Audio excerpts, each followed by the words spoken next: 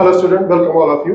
हमारे साथ अफजल सर हैं और ये जीके के क्वेश्चन का एक ह्यूज कलेक्शन है तो 20 क्वेश्चन ही है, लेकिन एक क्वेश्चन को सर इस तरह से इलाबरेट करेंगे कि आप एक क्वेश्चन से 10-15 क्वेश्चन भी आप तैयार कर सकते हो। उसके इन्स और आउट सारी चीजें सर अच्छी तरह से एक्सप्लेन कर देंगे।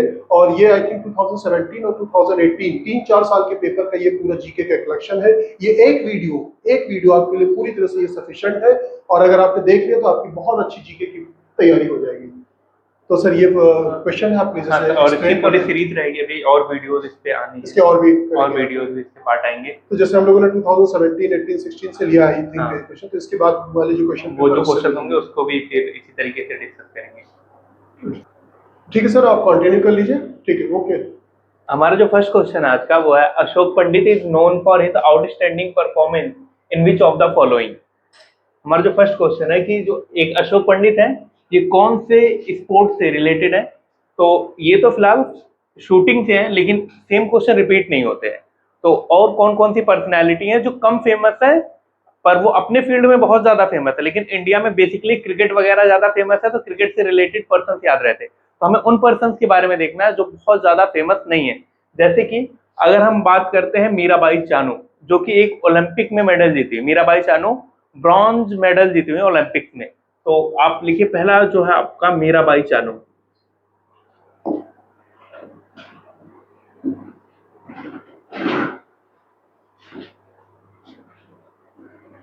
मीराबाई चानू ये आपकी वेट लिफ्टिंग से है, weight lifting. Mirabai Chanu weight lifting से है। रवि दहिया,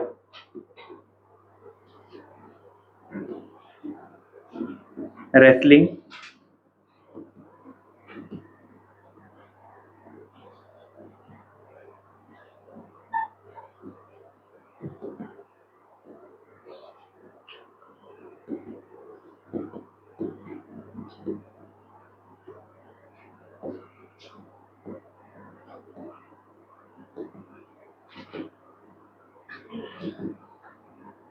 दिव्य कीर्ति सिंह इक्वेस्टेरियन। एंड आपका KD Jadhav most famous personality.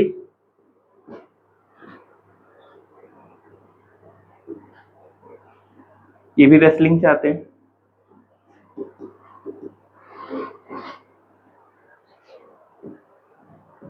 Leander pace, ये आपके टेनिस से आते हैं। ये कुछ फेमस पर्सनैलिटीज हैं जिनकी फील्ड के साथ ये आगे लिखे हुए हैं। कुछ और हैं, ये आप नोट डाउन कर लीजिए, फिर मैं आगे की कंटिन्यू करता हूँ।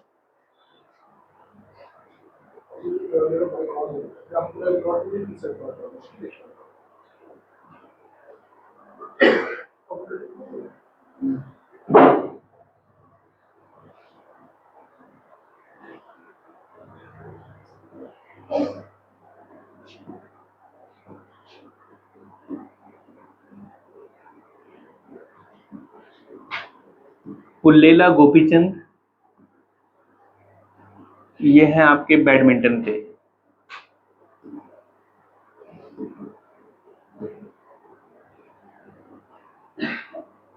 हिमा दास,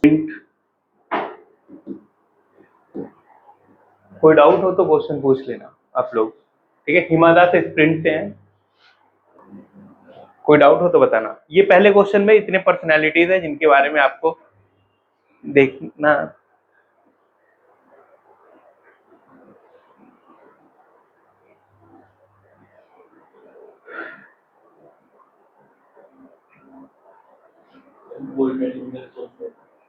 यहाँ गोल्ड मेडल से रिलेटेड तो यहाँ पे आप देखेंगे ना, तो ओलंपिक्स में तो कोई नहीं नजर आएगा, इनमें से कोई नहीं है, ठीक है। गोल्ड मेडल की कैटेगरी में ओलंपिक्स में ये है कि मोस्ट फेमस पर्सनैलिटीज है अपने फील्ड में। जैसे हिमा दास स्प्रिंट में, पीटी उषा का भी नाम आता है, वो भी रनर ही है ना, पीटी उषा।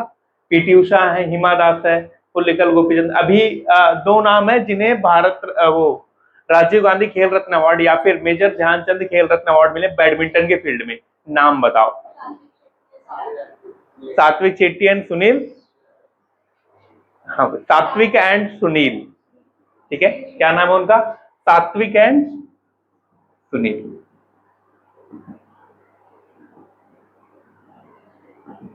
इन दो लोगों को इस बार मेजर ध्यानचंद खेल रत्न अवार्ड मिला है, सात्विक एंड सुनील।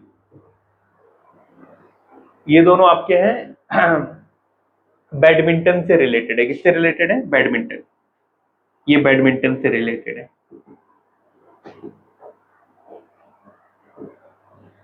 ये लेंडर पेस हुए हैं सबसे ज्यादा उम्र में कोई भी ओपन जीतने वाले, सबसे ज्यादा उम्र के लेंडर पेस।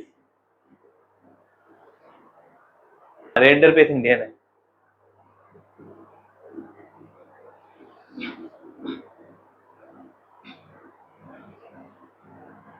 हो गया क्लियर ये?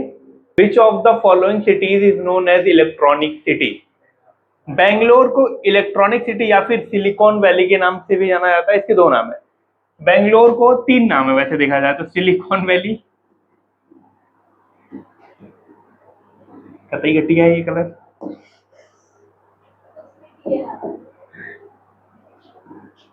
City of garden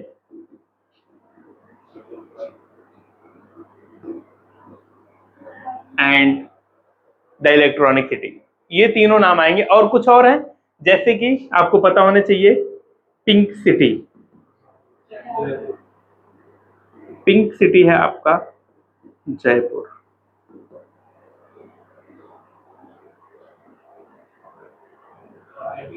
diamond city,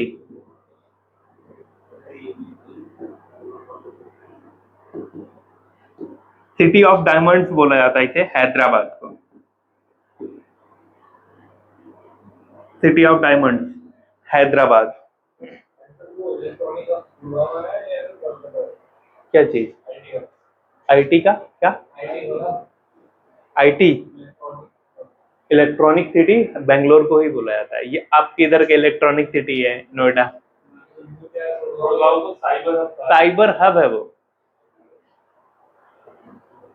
city of lakes की अगर हम बात करें, city of lakes Udaipur.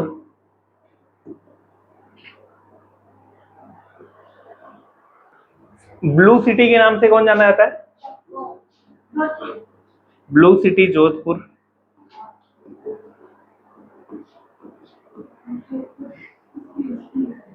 Blue city Jodhpur, ये नोट डाउन करिए, फिर मैं आगे चलता हूं। मैनचेस्टर ऑफ इंडिया किसे बोला जाता है? मैनचेस्टर, अहमदाबाद, वो नॉर्थ इंडिया का आता है। ओवरऑल अहमदाबाद आएगा, नॉर्थ इंडिया पूछा जाएगा तो आंसर आएगा। ठीक है, मैनचेस्टर ऑफ इंडिया आपका अहमदाबाद होता है। मैनचेस्टर ऑफ इंडिया अहमदाबाद है। कोलकाता को सिटी ऑफ जॉय बोलते हैं। Kolkata is known as city of joy. City of joy की अगर हम बात करेंगे, ये सारे जितने भी क्वेश्चन हैं ये आपके प्रीवियस ईयर क्वेश्चन पेपर के आए हुए हैं, कोई अलग से नहीं। आप 2016, 17, 18 उठा के देखिएगा, सेम क्वेश्चन है। बस हम एक जिस पे आया है उसी से और रिलेटेड कितने पॉइंट बन सकते हैं हम उनको डिस्कस कर रहे हैं। जैसे सिटी ऑफ जॉय, और इसे सिटी ऑफ साइंस के नाम से भी जाना जाता है, क्योंकि सबसे पहली मेट्रो यहीं पे चली थी और सबसे पहली अंडरग्राउंड मेट्रो भी कहां पे चली है? कोलकाता में ही चली है। ठीक है, सिटी ऑफ जॉय कोलकाता।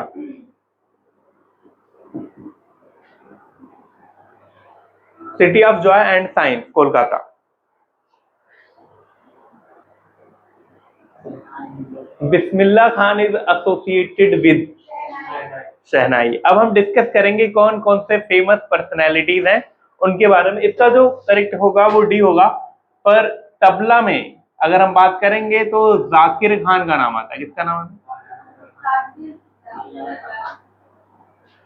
अला रखा खान।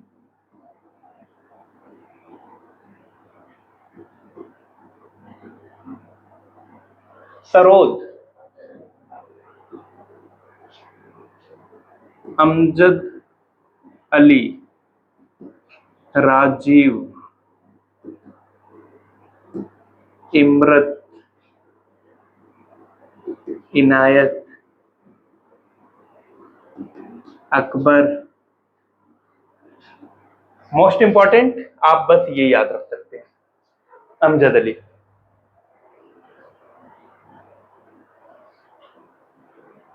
फ्लूट की अगर हम बात करेंगे, Hari Prasad Chaurasia,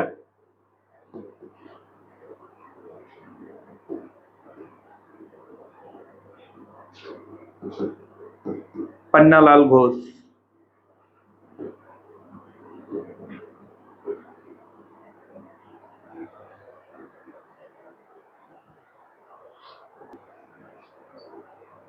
father of fusion dance के नाम से कौन जाना जाता है? Father of fusion dance, father of fusion dance, Anushka Shankar किससे रिलेटेड है?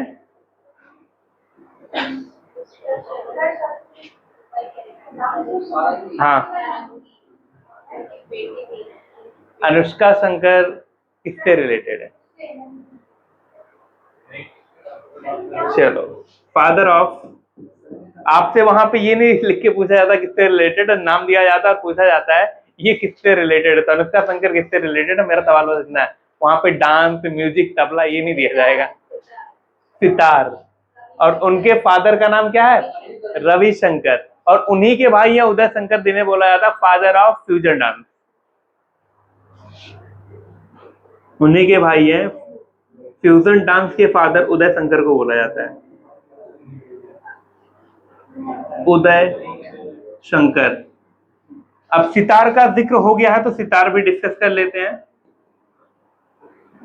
सितार की बात अगर हम करेंगे, सितार में आपका जो नाम आता है वो सबसे पहले पंडित रविशंकर का नाम आता है, और इनकी बेटी अनुष्का शंकर का नाम आता है। ठीक है, सितार में भी यही है। ठीक है, ये जो नाम है ना, इमरत और इनायत, सितार में भी रिलेट करते हैं। ठीक है, सितार में है ये। Which of the following personalities inspired green revolution in India? याद रखना, अगर इंडिया की बात आएगी तो MS स्वामीनाथन वर्ल्ड लेवल पे, ठीक है, ये रहे बोरलॉग। अगर वर्ल्ड लेवल पे बात आएगी तो नॉर्मन बोरलॉग, और इंडिया लेवल पे आती है बात तो MS स्वामीनाथन। ये एक अवार्ड भी है जो एग्रीकल्चर के फील्ड में दिया जाता है। तो हम बात कर लेते हैं रिवोल्यूशन की यहीं पे। ठीक है, यहाँ पे फादर पूछा गया। पहले हम बात करेंगे ग्रीन रेवोल्यूशन क्या है, पिंक रेवोल्यूशन क्या है, रेड रेवोल्यूशन क्या है, जितने भी रेवोल्यूशन होते हैं पहले उनके बारे में थोड़ा सा डिस्कस करेंगे, फिर उनके फादर के बारे में देखेंगे। पिंक रेवोल्यूशन,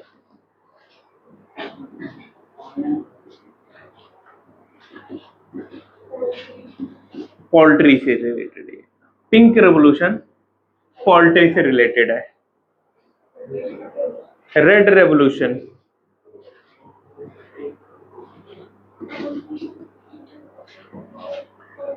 जो आपके रेड रेवोल्यूशन है ये टोमेटो और मीट से रिलेटेड है, tomato and meet.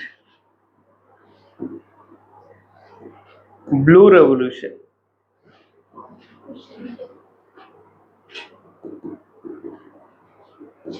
Fisheries.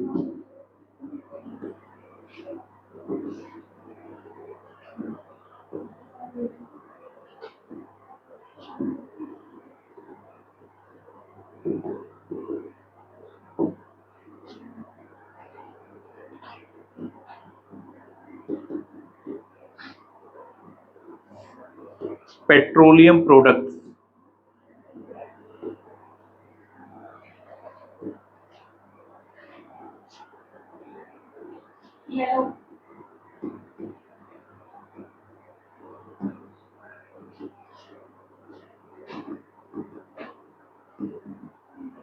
Oil seeds, golden fibre,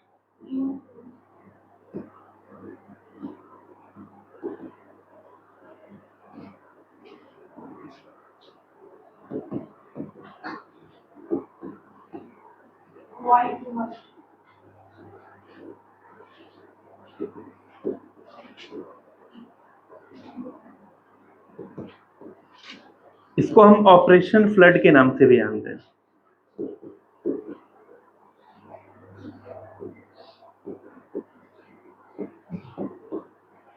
dairy products.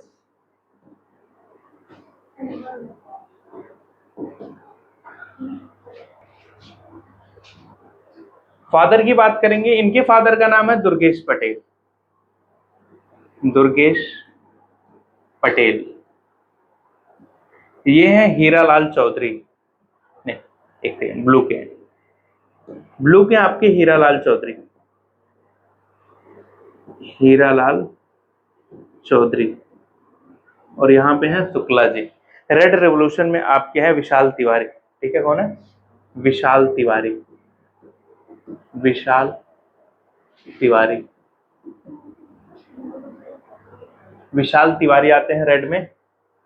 और जो मोस्ट इंपॉर्टेंट है व्हाइट रेवोल्यूशन में, ये है वर्गीस कुरियन।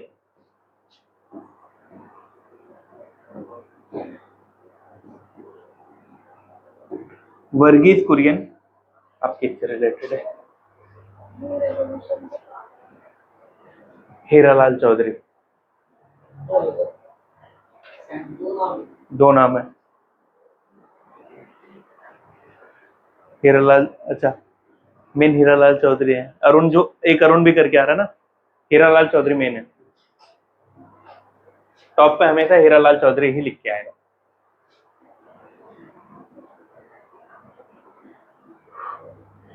अरुण भी करके आता है तो कंफ्यूज मत होना। Vishal Tiwari. Vishal Tiwari, Durgesh Patel, Hiralal Chaudhary, Verghese Kurien, these are the most important. और जब बात आ गई ग्रीन रेवोल्यूशन की, ये है क्या?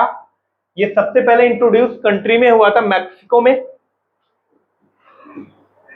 अगर हम इंडिया में इसके इंट्रोडक्शन की बात करें 1966 से लेके 67 का टेन्योर, या 65 टू 67, दोनों में से कोई एक आता है। 65 से 67 के बीच की बात है, 66 67 जो भी आ जाए।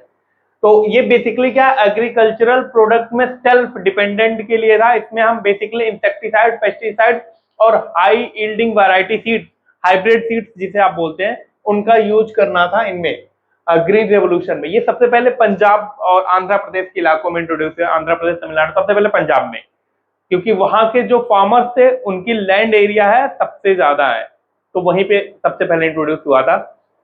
IR8,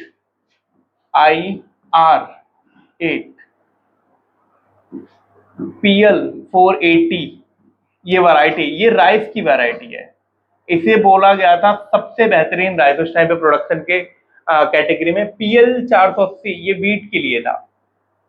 इस पे एक स्टैंप भी रिलीज किया था 1968 में इंदिरा गांधी ने। PL480 wheat revolution stamp launch किया गया था 1968 में। बाकी कई सारे हैं, ऑस, मौका, कई सारे हैं वैरायटीज, वो आपको नहीं पढ़ने हैं। IR8 और PL480 बस दो नाम याद रखिएगा। चाइना, राइस का सबसे बड़ा प्रोड्यूसर चाइना, वीट का भी चाइना ही है प्रेजेंट है। टी का भी वही है, सेकंड पे आता है इंडिया। पल्सेस में इंडिया आता है टॉप पे। पल्सेस में, पल्सेस का लार्जेस्ट प्रोड्यूसर इंडिया है।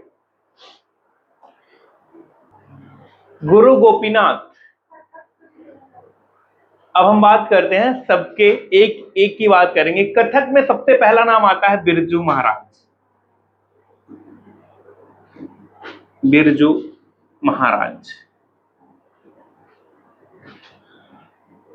सबसे पहले हम टोटल ये जो आप क्लासिकल डांस गूगल पे सर्च करेंगे, वहां पे आपको 9 दिखाएंगे, पर याद रखना छाओ को जो है वो सिर्फ इंडियन, वो आज से नहीं, 2 साल पहले से एडिशनल में है वो, उसे सिर्फ साहित्य अकादमी ने ही एक्सेप्ट किया है।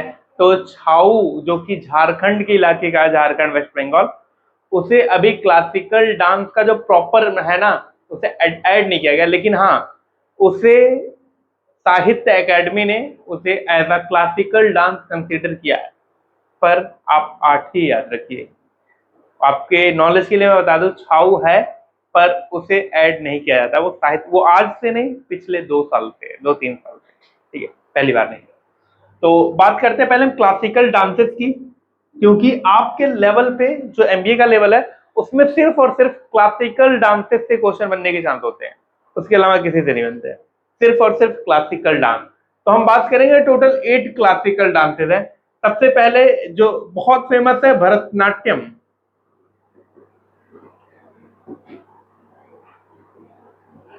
कुचिपुड़ी,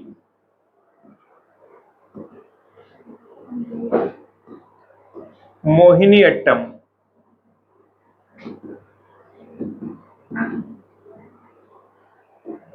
कथकली,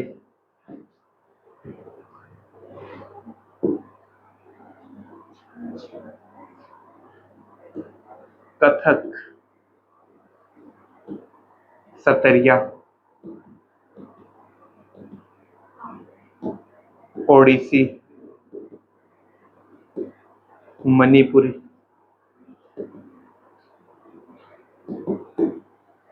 448। ठीक है, स्टेट के नाम अगर मैं लिखूं, तमिलनाडु, कुचिपुड़ी आंध्र प्रदेश, मैं एपी लिख रहा हूं बस आप समझ जाएगा आंध्र प्रदेश है, ठीक है। मोहिनी अट्टम केरला, कथकली केरला,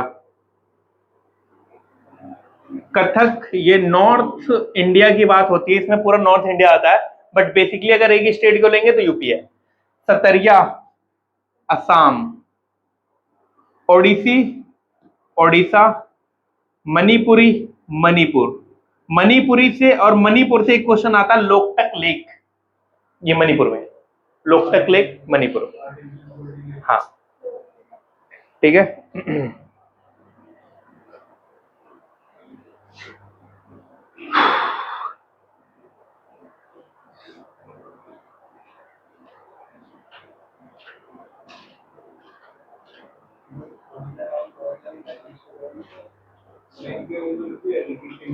जी मैं सबके एक्सपोनेंट लिख रहा हूं अभी अभी आप स्टेट और इनको नोट करिए बस।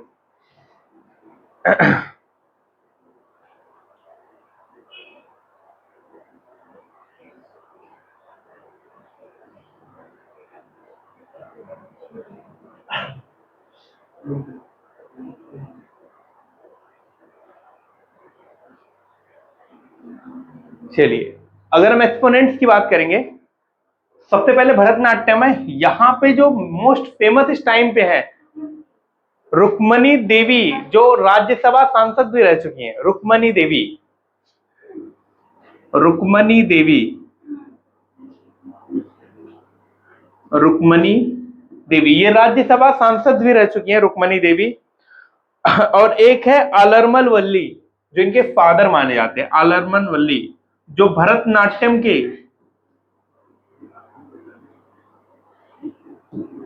फादर माने जाते हैं, आलरमल वल्ली, ये तमिलनाडु का है।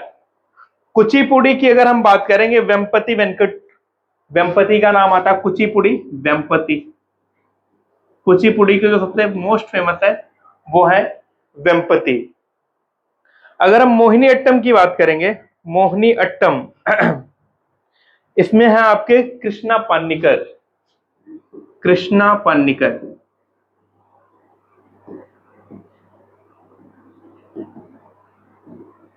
कृष्णा पानिकर। कथकली की अगर हम बात करेंगे तो कथकली में आते हैं कालम दलाम गोपी। एक बार नोट कर लीजिए पहले, इतना फिर रफ कर दूं उसके बाद ही बताऊंगा।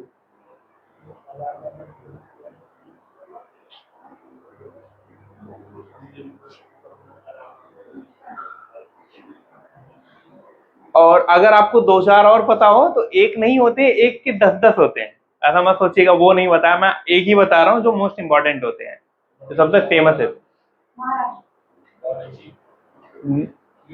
यूपी साइड का है वो, जी यूपी साइड का वो।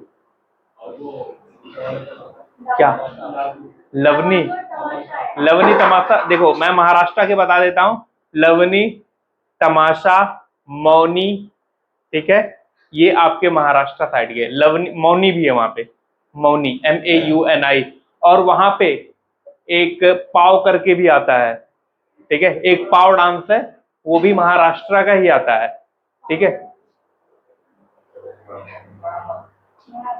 कोली डांस भी महाराष्ट्र का ही है, कोली, कोली, पाव, मौनी, तमाशा, लवनी, बहुत सारे हैं। सबको याद नहीं रख सकते ना आप, मतलब आपका जो एग्जाम है वो इतना वास्ट सिलेबस का नहीं है कि इतने सारे आप याद रखें।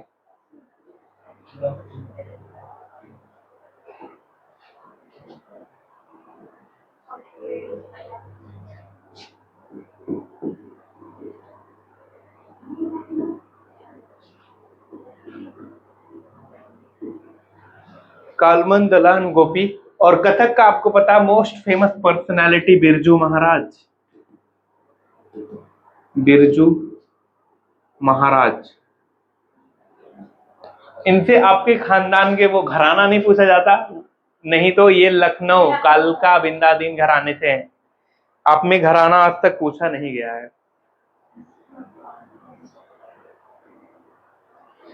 सतरिया में जतिन गोस्वामी का नाम आता है। सतरिया, जतिन गोस्वामी।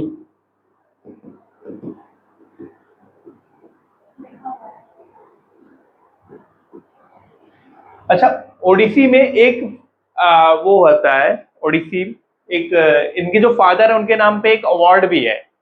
कोई बताएगा मुझे? ओडिसी? नहीं, वो नहीं। ठीक है, अवार्ड बता दो। इनके जो फादर है उनके नाम पे एक अवार्ड है ओडिसी में। केलुचरण महापात्रे, इन पे अवार्ड भी है ये। केलुचरण महापात्रे, क्वेश्चन एक बार ही बना था, आई थिंक एसएससी में बना था। केलुचरण महापात्रे जो है वो किस फील्ड से रिलेट करते हैं, तो वो ओडिसी, और इन पे जो अवार्ड दिया जाता है वो किस फील्ड में दिया जाता है? केलुचरण।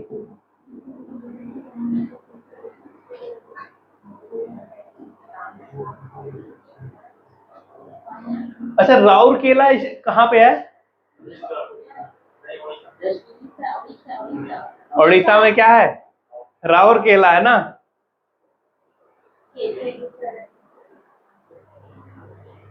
राउरकेला में फैक्ट्री लगी थी, स्टील प्लांट। केला, केलुचरण, राउरकेला, ओडिशा।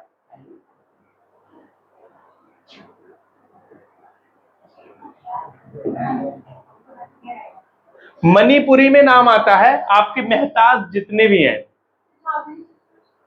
मेहता झावेरी सिस्टर इसी में है। ठीक है, ठीक है। और गुरु बिपिन सिंह भी नाम आता है इसमें, गुरु बिपिन सिंह, गुरु बिपिन सिंह और झावेरी सिस्टर्स। क्या? केलुचरण महापात्रे एक ही नाम है। ठीक है, इसमें जो आते हैं गुरु बिपिन सिंह, गुरु बिपिन सिंह। क्लास को घर पे जाके एक बार टॉएक्स पे करके देख लेना, 2 बारी पढ़ोगे शायद याद रहे। ठीक है, ये इतने क्वेश्चन इस पे बनते थे। अब जिनको डांस से रिलेटेड प्रॉब्लम थी, ये सारे प्रॉब्लम एक ही क्वेश्चन में हमने डिस्कस कर लिया कि इतने बन सकते हैं। और आपसे जो नॉर्मल फोक डांसेस होते हैं वो अगर क्वेश्चन बनता है तो अलीगढ़ में बनता है, जामिया में नहीं बनता है, अभी तक तो नहीं बना है। फोक डांसेस, जैसे फोक डांसेस होते नहीं है, बहुत होते हैं। अभी मैंने कितने बताए आपको? महाराष्ट्र में 5-6 नहीं, लवनी, कोली, पाव, तमाशा, मौनी, 5 बताए थे मैंने आपको। झूमर, घूमर अलग है। घूमर जो है राजस्थान का, झूमर नहीं, गुजरात। घूमर आपका राजस्थान का है। घूमर मोस्ट फेमस है राजस्थान का, घूमर आपका राजस्थान का है जी। गरबा गुजरात का है। कौन? कहाँ लिखा हुआ है? क्या? हाँ, अच्छा, ये गुरु गोपीनाथ, हाँ, कथक कली के। ठीक है, गुरु गोपीनाथ किससे हैं? कथक कली के हैं। ठीक है, नेक्स्ट क्वेश्चन पे आते हैं हम। The Indian institute of science is located at Bangalore. इससे कुछ और आता है, जैसे कि IMD जो मेट्रोलॉजिकल डिपार्टमेंट है, जो IMBD की बात नहीं कर रहा मैं, रेटिंग। ठीक है, जो मेट्रोलॉजिकल डिपार्टमेंट है उसका हेडक्वार्टर कहाँ है? ठीक है, जो MDB जो वो करते हैं ना कि आज इतनी गर्मी पड़ेगी, ये गर्मी, जो वेदर फॉरकास्टिंग करते हैं, वो उनका हेडक्वार्टर दिल्ली में। कहाँ पे है? दिल्ली में। इससे और क्या क्या क्वेश्चंस बन सकते हैं एक बार हम सबको देख लेंगे। ठीक है, चलिए। इंडियन इंस्टीट्यूट ऑफ साइंस से तो इंडियन मिलिट्री एकेडमी IMA ये है देहरादून, देहरादून में है। नेशनल डिफेंस एकेडमी जिसे आप NDA बोलते हैं, महाराष्ट्र खड़कवासला, कहां पे है? खड़कवासला, NDA।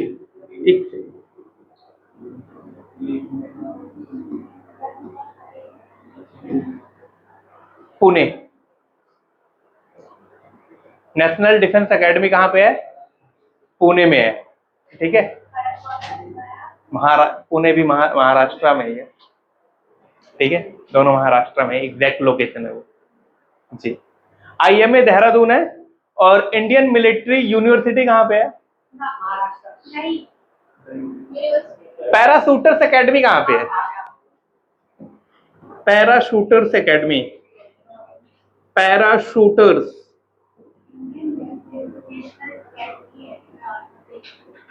ये आपका आगरा में है।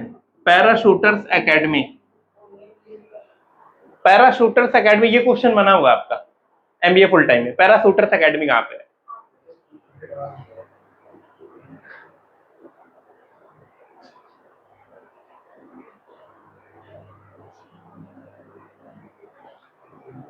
नेक्स्ट क्वेश्चन पे है। चलिए हम अब देखेंगे कौन कौन से अवार्ड किस किस फील्ड में मिलते हैं। पहला क्वेश्चन, ये वाला क्वेश्चन है, हु रिसीव्स द्रोणाचार्य अवार्ड। पहले बात करेंगे, द्रोणाचार्य अवार्ड स्टैब्लिश हुआ था 1985 में।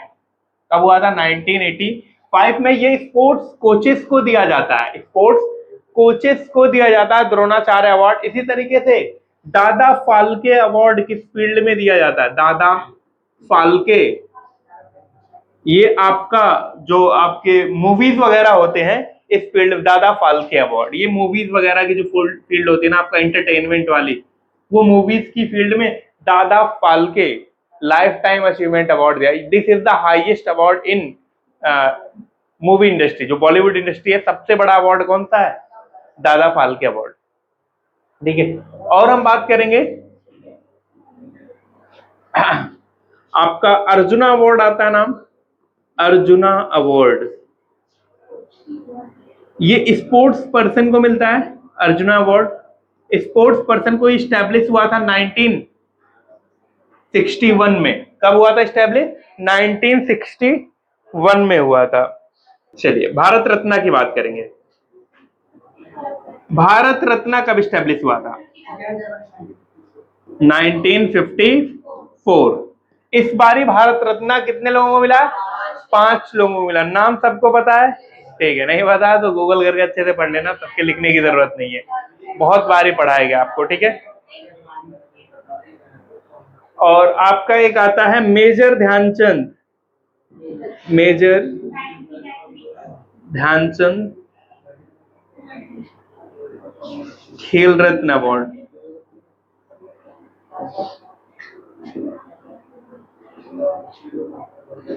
ये आपका स्टैब्लिश हुआ था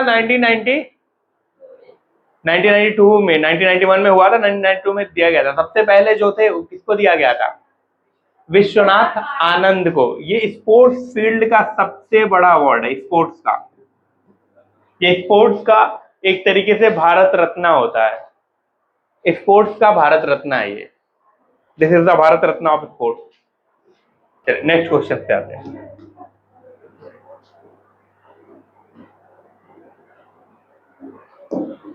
Which among the following ranks in India in force is the, ये इंडियन एयर फोर्स की बात हो रहा था क्वेश्चन में थोड़ा सा, ठीक है।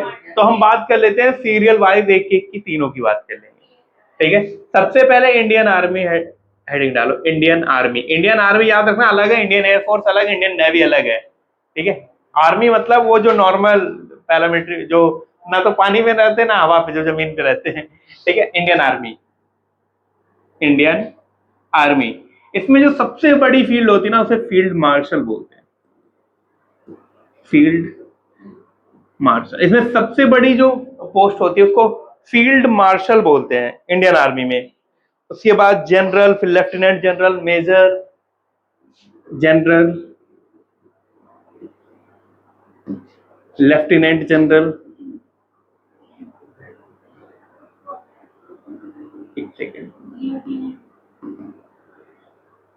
लेफ्टिनेंट,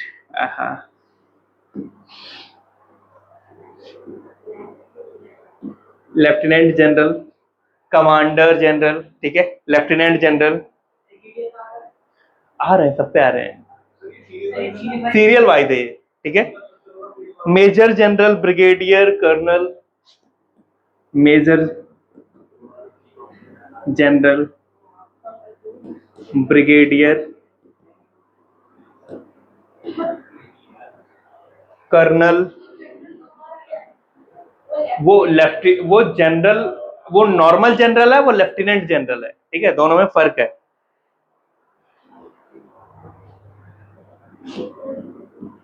कर्नल, लेफ्टिनेंट कर्नल है।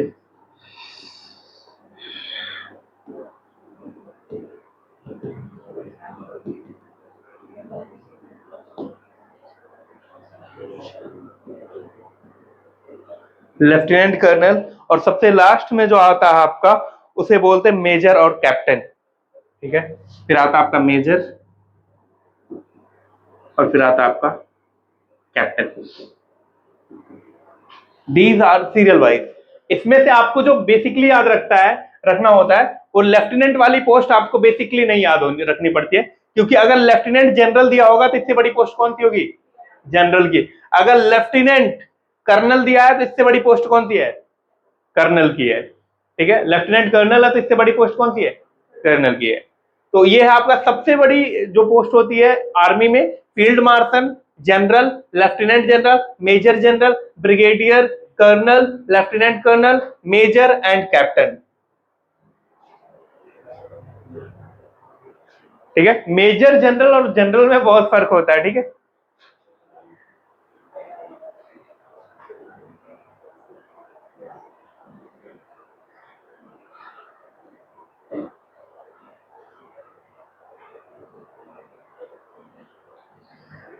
ये हो जाए फिर मैं नेवी और एयरफोर्स पे चलता हूँ।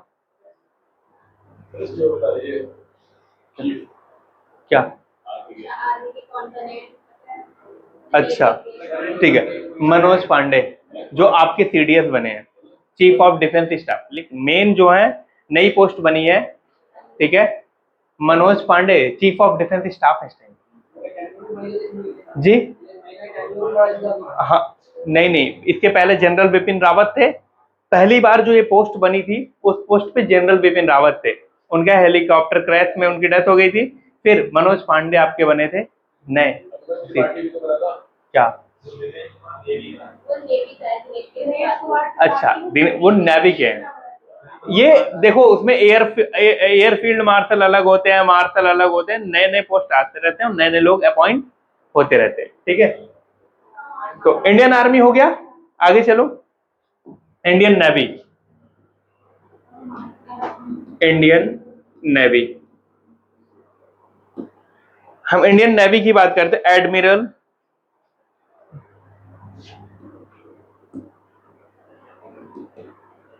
Admiral of the fleet. फिर उसके बाद नॉर्मल पोस्ट आती है एडमिरल की। Admiral of the fleet, admiral, vice admiral, commodore, vice admiral, commodore,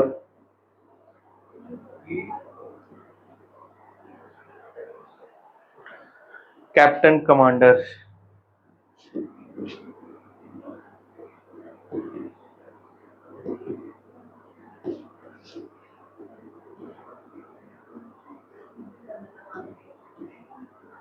ये आपके इंडियन नेवी के हैं। इसमें क्वेश्चन बनने के ना के बराबर चांस होते हैं, ठीक है, क्योंकि सबसे टॉप पे क्या है? एडमिरल है, उसके बाद कमांडर, कैप्टन, कमांडर। ये कमोडर है, ये कमांडर है, ठीक है, दोनों में फर्क है। वो कमोडर है, वो कमांडर है।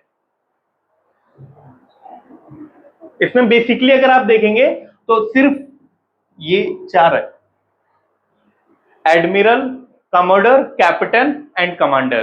फिर उसके बाद वाइस कमांडर भी आते हैं।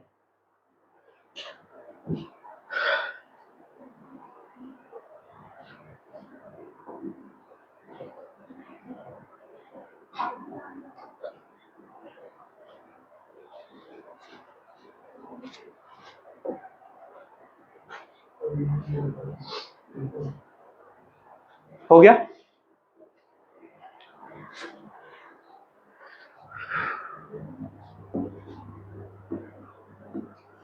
एयरफोर्स, एयरफोर्स में सबसे बड़ी पोस्ट होती है एयर मार्शल, जिसको बोलते हैं एयर मार्शल। सबसे बड़ा होता है एयर मार्शल, फिर एयर कमोडर, फिर ग्रुप कैप्टन,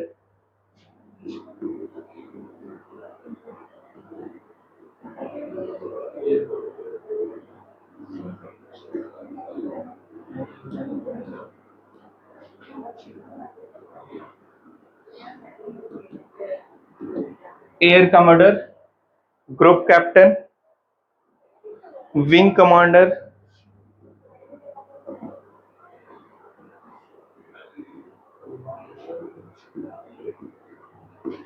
स्क्वाड्रन लीडर।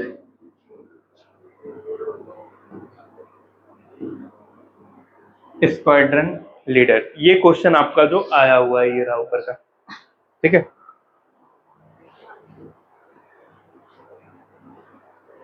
और यहाँ पे जो सबसे बड़ी पोस्ट आपको दिख रही है, कौन सी दिख रही है? एयर कमांडर की दिख रही है। कौन सी दिख रही है? एयर कमांडर की दिख रही है। आपका यहाँ पे ये वाला सही होगा। तो सारे पोस्ट हमने लिखवा दी। ये आपका क्वेश्चन आया हुआ है, ये मत कहना सर डेप्थ में है, कहाँ है, ये नहीं पढ़ेंगे। ये आपका क्वेश्चन एग्जैक्टली यही क्वेश्चन 2017 एमबीए का क्वेश्चन पेपर उठा के देखिए, ये क्वेश्चन पे आपको मिलेगा वहां पे। तो इससे इसके बाहर कोई क्वेश्चन नहीं बनेगा, ठीक है। इसके बाहर कोई क्वेश्चन नहीं बनेगा। ये हो जाए तो बताइएगा। हाँ बिल्कुल, आप 2 मिनट कहें, मैं 2 मिनट रुका हूँ। 1 ही मिनट सही है जी।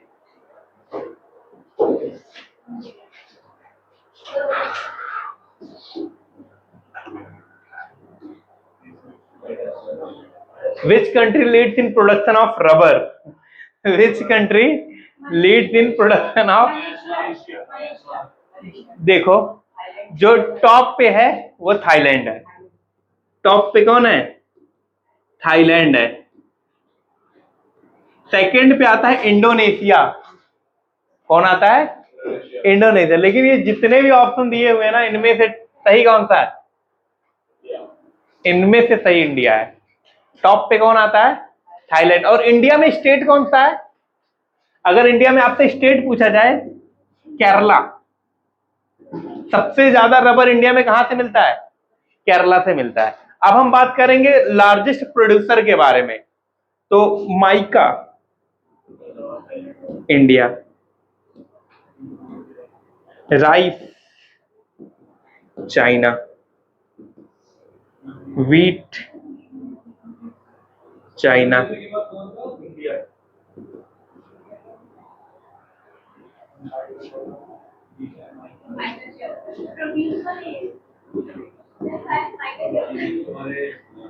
ये जो आपके घर में फ्यूज वगैरह लगे होते हैं ना, इलेक्ट्रिक फ्यूज, वो होते हैं। फ्यूज वगैरह लगे होते हैं ना, ये बैड कंडक्टर ऑफ इलेक्ट्रिसिटी होता है। नहीं, वो जो अब तो एमसीबी आ गई ना, पहले फ्यूज लगते थे, उसमें ऐसे तार कट करके ऐसे ऐसे लगाया जाता था। वो वाले जो होते हैं ना, वो माइका के बने होते थे, क्योंकि mica is a bad conductor of electricity, उसका यूज किया जाता था इसमें। Jute India, spices India, gold China, diamond. याद रखना, अगर आपको रसिया मिलेगा तो आपको रसिया टिक करना है। रसिया के अलावा अगर रसिया नहीं मिला तो आप साउथ अफ्रीका टिक कर सकते हैं। किस पे? यहां पे रसिया टॉप पे है। सिल्वर मैक्सिको, ठीक है, सिल्वर मैक्सिको। और अगर सिल्वर इंडिया में पूछा जाए, सबसे लार्जेस्ट स्टेट जो है वो राजस्थान है, खेतड़ी डिस्ट्रिक्ट, राजस्थान का खेतड़ी डिस्ट्रिक्ट।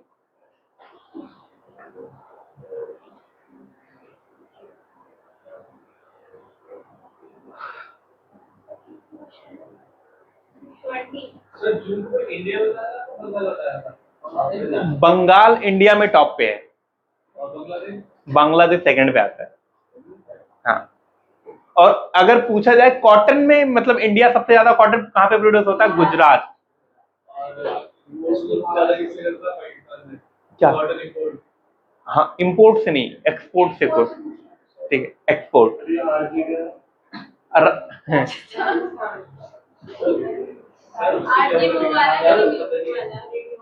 मैं समझ सकता हूँ, आपकी ज्योग्राफी बहुत खराब है। हाँ, क्या सॉल्ट? स्टेट पूछ रहे हैं, कंट्री, वर्ल्ड, जहां पे समंदर है वहीं पे सॉल्ट है इसमें। हाँ, तो बस चाहे यहां से ले लो। सॉल्ट प्रोड्यूसर क्या, अब सॉल्ट ज्यादा प्रोड्यूस करके क्या करोगे? ज्यादा नमक डाल के खाओगे? सॉल्ट की प्रोडक्शन हमेशा कोई इंपोर्ट नहीं करता है जल्दी से। वो कंट्रीज जो लैंड लॉक्ड है वो इंपोर्ट करती हैं, बाकी सब खुद बना लेते हैं। करना क्या है, समंदर का पानी आया बना लिया। Coffee Brazil, coffee Brazil. T में देख लो, टी भी देख लो, टी में चाइना है, सेकंड पे इंडिया है। और जहां पे भी आपको फर्स्ट पे चाइना मिले, ज्यादा चांस रखना कि सेकंड पे कौन आएगा? इंडिया आएगा। ठीक है, और सुन लो, जो शुगर सबसे ज्यादा प्रोड्यूस कहां पे होता है? इंडिया की अब हम बात करेंगे, ये हो जाए तो बताइएगा, फिर मैं इंडिया पे डिस्कस करता हूँ स्टेट वाइज। ठीक है, ये हो गया है। हाँ जी, चलिए, शुगर केन। अगर बात होगी शुगर केन की तो वो है Maharashtra is the top producer, और सिर्फ शुगर की बात होगी तो वो है यूपी। कॉटन गुजरात। स्पाइसेस से कभी नहीं बनेगा, रो के भी नहीं बनेगा। क्यों? क्योंकि स्पाइसेस एक ही जगह मिलता है, वो है केरला। आपसे पूछा जा सकता है सैफरन का only producing state in India is Jammu and Kashmir. Jammu and Kashmir. Rubber Kerala, rubber Kerala. Coal Jharkhand, और आपका क्या है, सिल्वर राजस्थान, और आपका जो गोल्ड है वो सबसे ज्यादा कर्नाटका में मिलता है। डायमंड पन्ना, पन्ना कहां पे है? एमपी। और ये Kolar gold field, jute West Bengal, jute West Bengal.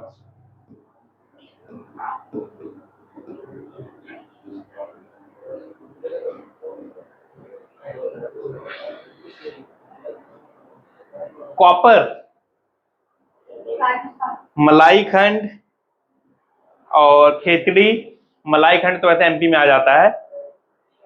Rajasthan में देखेंगे तो एक साइट है, मध्य प्रदेश में देखेंगे तो 3 साइट है जहां पे कॉपर मिलता है। तो कॉपर में आपका आता है एमपी।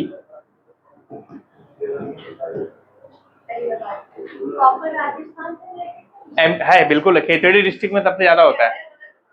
ठीक है, ओवरऑल देखेंगे तो एमपी में, लेकिन खेतड़ी डिस्ट्रिक्ट में भी मैक्सिमम क्वांटिटी पाई जाती है। ठीक है, राजस्थान में। हमारा जो 10th क्वेश्चन है, the equator passes through which of the following continent. चाहे वो इक्वेटर हो, ट्रॉपिक ऑफ कैंसर हो, ट्रॉपिक ऑफ कैप्रिकॉर्न हो, तीनों एक कॉमन है, उसका नाम है अफ्रीका। तीनों ही अफ्रीका से बात करती है। ठीक है, चाहे वो इक्वेटर हो, चाहे वो कैप्रिकॉर्न हो, चाहे वो कैंसर हो, तीनों ही अफ्रीका से। और इंडिया से जो पास करता है उसका नाम है ट्रॉपिक ऑफ कैंसर। जो इंडिया से पास करता है उसका नाम है ट्रॉपिक ऑफ कैंसर। अभी फिलहाल इतना ही डिस्कस करिए। ठीक है, और अगर इनकी डिग्रीज पूछा जाए, कितने डिग्री पे होते हैं, कितने डिग्री पे होते हैं ये? जो आपका इक्वेटर होता है वो 0 डिग्री पे होता है। जो ट्रॉपिक ऑफ कैंसर होता है वो 23.5 डिग्री नॉर्थ में होता है। जो ट्रॉपिक ऑफ कैप्रिकॉर्न होता है वो 23.5 डिग्री साउथ होता है। ठीक है, तो इंडिया हमारा नदर्न हेमिस्फीयर आता है, तो नदर्न हेमिस्फीयर से हमारे ये इंडिया के बीचों बीच से लगभग गुजरती है ट्रॉपिक ऑफ कैंसर, ठीक है। और एक रिवर है माही जो इसको ट्वाइस कट करता है, माही रिवर, माही रिवर। हाँ, उसे इक्विनॉक्स बोलते हैं। सबसे ज्यादा ग्रेविटेशनल पुल होता है। क्लियर है? आगे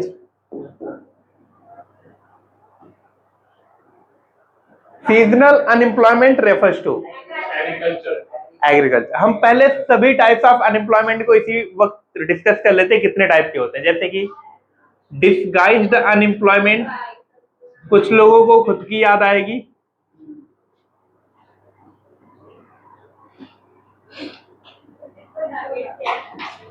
फ्रिक्शनल अनएम्प्लॉयमेंट,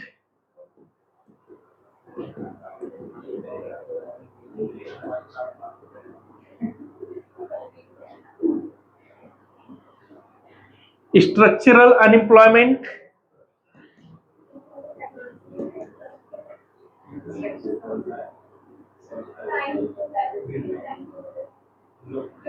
ये 3 मैंने लिखे हैं और सीजनल वाला ऊपर लिखा हुआ है, ठीक है। तो हम बात करेंगे डिसगाइज्ड अनएम्प्लॉयमेंट। वो अनएम्प्लॉयमेंट होता है जिसमें एक लोगों का काम है और गलती से 4-5 लोग काम करें। मतलब जैसे कि बेसिकली ये एग्रीकल्चर सेक्टर में होता है कि जहां पे 5 लोगों का काम है वहां पे 10 लोग या 7 लोग काम करें।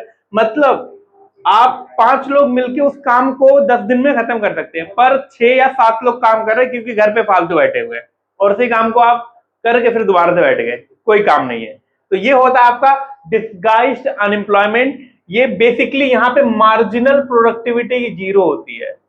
मार्जिनल प्रोडक्टिविटी जो होती है, मार्जिनल प्रोडक्टिविटी होती है वो जीरो होती है यहाँ पे। फ्रिक्शनल अनएम्प्लॉयमेंट वो अनएम्प्लॉयमेंट होता है जब आप एक जॉब से दूसरे जॉब में स्विच करते हैं, उस बीच का जो टाइम पीरियड होता है, उस टाइम पीरियड में जितने दिन आप अनएम्प्लॉयड होते हैं उसे बोलते हैं फ्रिक्शनल अनएम्प्लॉयमेंट। स्ट्रक्चरल अनएम्प्लॉयमेंट वो अनएम्प्लॉयमेंट होता है जिसमें आप टेक्नोलॉजी चेंज होने की वजह से लोग, जब स्ट्रक्चर या फिर टेक्नोलॉजी चेंज होने की वजह से जब लोग अनएम्प्लॉयड हो जाते हैं उसे बोलते हैं स्ट्रक्चरल अनएम्प्लॉयमेंट। जैसे कि इसका एक परफेक्ट एग्जांपल स्ट्रक्चरल अनएम्प्लॉयमेंट का, कि रेलवे में जब कंप्यूटर इंट्रोड्यूस हुआ था तो बहुत से रेलवे के कर्मचारी जो थे, काम करने वाले थे, वो कंप्यूटर अडॉप्ट नहीं कर पाए थे, उन्हें बेरोजगार होना पड़ा था। ये है स्ट्रक्चरल एम्प्लॉयमेंट।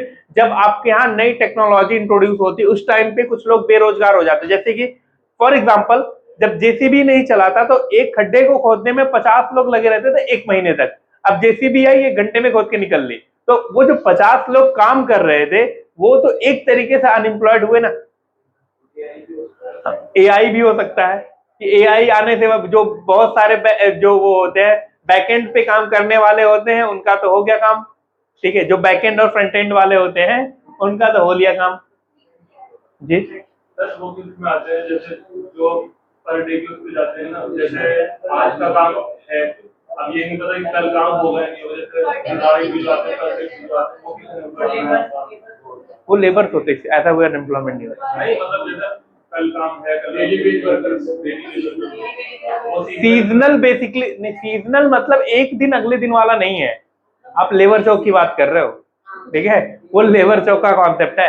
सीजनल का मतलब होता है 1 महीने का काम है, 3 महीने फालतू बैठे हैं, वो होता है।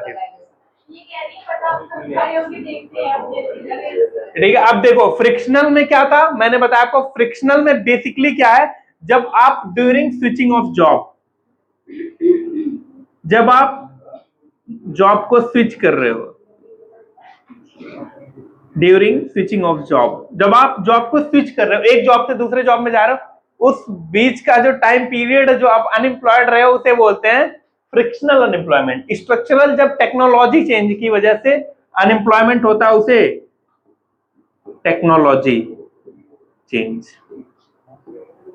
और वैसे तो कई सारे होते हैं, एक इंडस्ट्रियल अनएम्प्लॉयमेंट होता है, एक आपका एजुकेशनल अनएम्प्लॉयमेंट होता है, बट वो शॉर्ट मतलब बहुत ज्यादा वास्ट में नहीं है। इंडस्ट्रियल से क्लियर पता है कि जब आपके यहाँ पे जो वो मैनुअल वर्कर्स हैं वो अनएम्प्लॉयड है ड्यू टू, क्योंकि सरकार ने उतनी इंडस्ट्री सेटअप नहीं किया है, उस वजह से जो लोग अनएम्प्लॉयड हैं तो उनको बोलते हैं आपका इंडस्ट्रियल अनएम्प्लॉयमेंट। और आपका होता है एजुकेशनल अनएम्प्लॉयमेंट, जैसे कोई पीएचडी करके बैठा है, ठीक है, वो क्या कर रहा है, पीएचडी करके बैठा है, लेकिन पीएचडी करके बैठा उसे एम्प्लॉयमेंट नहीं मिल रहा, तो वो एजुकेशनल अनएम्प्लॉयमेंट हुआ। इसी तरीके से एक और आता under unemployment. Under unemployment, under unemployment का मतलब होता है कि आपकी कैपेसिटी है 50,000 रुपए कमाने की, आप पीएचडी करके प्रोफेसर बन रहे हो, लेकिन आप एमटीएस की जॉब कर रहे हो, मतलब जो डी ग्रेड की जॉब होती है, ठीक है, कोई जॉब खराब नहीं होती, बट जो मेन कॉन्सेप्ट है इसका कि आपका ए ग्रेड जॉब करने की कैटेगरी में आप फॉल करते हो, बट आप कर रहे हो डी ग्रुप का, तो उसको बोलते हैं कि आपकी कैपेसिटी, आपने किया है आईआईटी और आप क्या कर रहे हो, किसी मोटर मैकेनिक की दुकान या मोबाइल रिपेयरिंग की दुकान खोल के बैठे हो।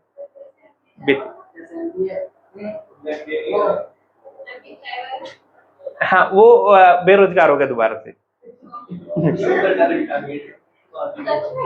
हाँ, तो इसमें है कि जो सीजनल अनएम्प्लॉयमेंट होता है, ये सीजनल अनएम्प्लॉयमेंट बेसिकली एग्रीकल्चर में होता है। एग्रीकल्चर में क्या है कि सीजन आया, अभी जब रबी आया, खरीफ की जो क्रॉप होती है उस टाइम पे बहुत सारे काम होंगे, जैसे ही सीजन खत्म तो एग्रीकल्चर का कॉन्सेप्ट कहां पे आता है, सीजनल। और एग्रीकल्चर में डिस्गाइज्ड अनएम्प्लॉयमेंट भी आता है, ठीक है। बाकी फ्रिक्शनल समझ आ गया होगा, स्ट्रक्चरल समझ आ गया होगा।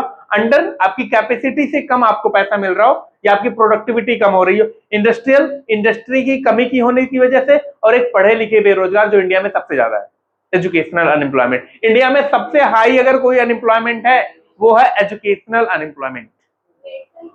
नहीं, रेट आपसे नहीं पूछे, ठीक है, देख लो, यही है, सिंपल से क्वेश्चन से। क्लियर है, आगे चले। टाइप्स ऑफ अनएम्प्लॉयमेंट क्लियर है सबको?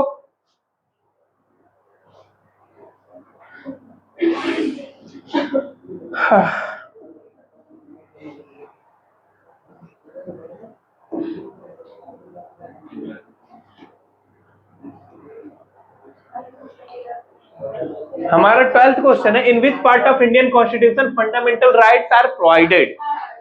तो हम पहले पार्ट्स की बात कर लेते। वैसे ओरिजिनली हमारे कॉन्स्टिट्यूशन में टोटल 22 पार्ट्स हैं, लेकिन ए बी वाले पार्ट को अगर हम ऐड करते हैं तो वहां पे आपके 25 पार्ट बनते हैं, जैसे 9A, 9B, 14B, ठीक है, ये क्या है, बी वाले पार्ट है।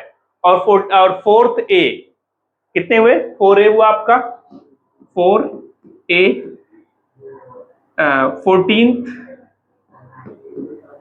14th A और 9A, 9B, ठीक है, ये आपके हो गए इतना। लेकिन आपका जो 7th पार्ट है ना वो डिलीट कर दिया गया है, तो आपके हुए 25 टोटल।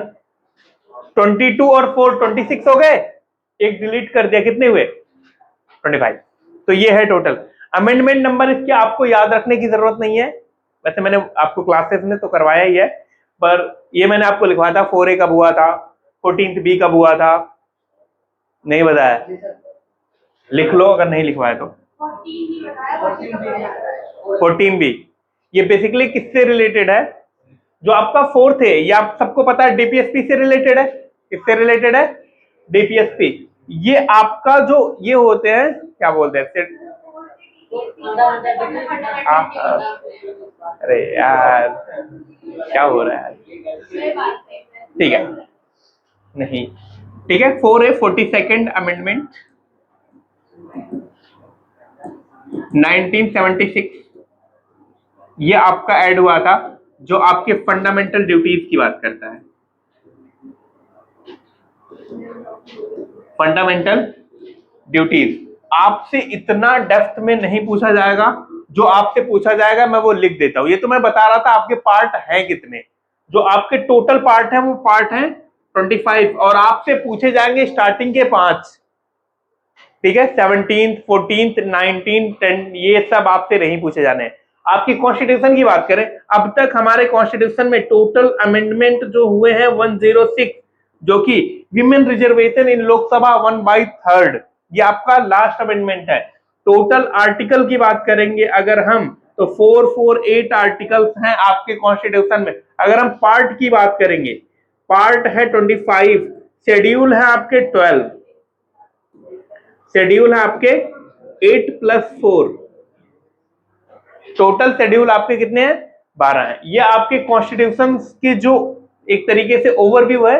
ये जो पहला पार्ट आपका कहता है, part first of Indian constitution, that is Indian and it's territory, ठीक है, जो इंडिया की टेरिटरी है उसकी बात करता है। सेकंड आपकी सिटीजनशिप की बात करता है। थर्ड आपकी फंडामेंटल राइट की बात करता है। फोर्थ आपकी डीपीएसपी की बात करता है। फोर है आपके फंडामेंटल ड्यूटीज की बात करता है। फिफ्थ आपकी यूनियन की बात करता है। फिर सिक्स आपकी स्टेट की बात करता है। आप इतना ही याद रखिए, बस इसके ऊपर जाने की जरूरत नहीं, ठीक है। तो आपका जो फर्स्ट पार्ट है वो यूनियन की बात करता है, union and it's territory.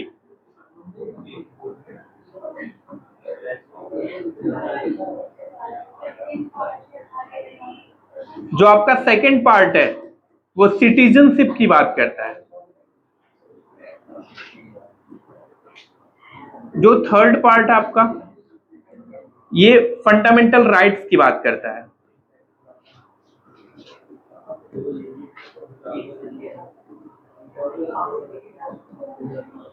Part 4A, part 4A sorry 4 है आपका डीपीएसपी। पार्ट 4A आपका फंडामेंटल ड्यूटीज।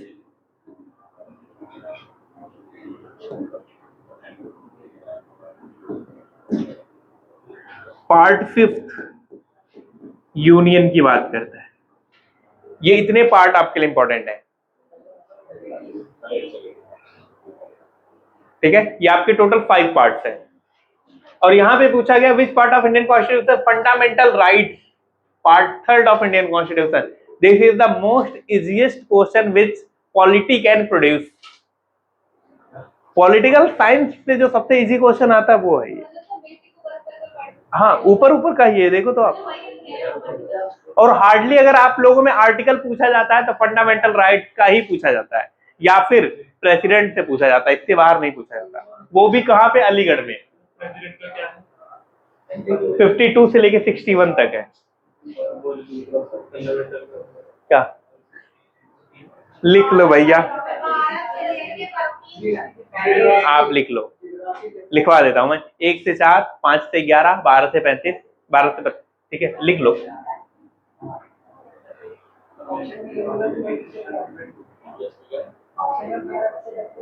लिख लो। डीपीएसपी आपका 51 तक है। Directive principles of state policy, directive principles of state, आप इतने लिखो। बाकी इन सब के पार्ट अगर मैं बताने लग गया ना, पूरी पॉलिटी की क्लास हो जाएगी, है ना। पूरी पॉलिटी की क्लास हो जाएगी अगर एक एक के बारे में डिस्कस करने लगे, पूरी पॉलिटी खत्म होती है फिर तो। आप बस ऊपर ऊपर का पार्ट देख लो। शेड्यूल्स की बात कर लेता हूं मैं थोड़ा सा, ठीक है। मैं कुछ शेड्यूल्स की बात कर लेता हूं। ये पार्ट आपका पूछा गया है, मैं शेड्यूल्स की बात कर लेता हूं। कौन से शेड्यूल में क्या लिखा है? टोटल कितने शेड्यूल है? 12। पहले 8 थे, बाद में 4 ऐड हुए हैं। लैंड रिफॉर्म और आपके anti defection law, panchayat and municipality, ठीक है। First amendment, 52nd amendment, 73rd and 74th amendment, ये 4 अमेंडमेंट है जिनके अंडर में 4 आपके शेड्यूल्स ऐड हुए हैं, ठीक है। बात करते हैं हम शेड्यूल्स की। पहला जो शेड्यूल है, शेड्यूल 1, बहुत फेमस कोट है, टीयर्स ऑफ ओल्ड पीएम, ठीक है।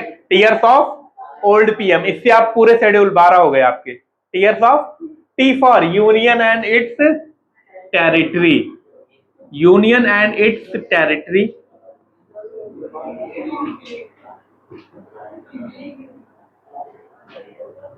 शेड्यूल 1 है ये आपका। आपका जो शेड्यूल 2 है वो एम्यूलमेंट्स की बात करता है।